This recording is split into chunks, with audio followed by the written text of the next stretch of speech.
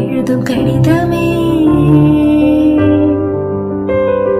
பொன்மணி உன் வீட்டில் சௌக்கியமானா இங்கு சௌக்கியமே. உன்னை எண்ணி பார்க்கையில் கவிதை சுற்றது, அது எழுத நினைக்கையில் வார்த்தை முட்டது. ஓ கண்மணி அன்போடு காதலன் நான் எழுதும் கடிதமே. பொன்மணி உன் வீட்டில் சௌக்கியமானா இங்கு சௌக்கியமே. உன்னை எண்ணி பார்க்கையில் கவிதை சொற்றது, அது எழுத நினைக்கையில் வார்த்தை முட்டது.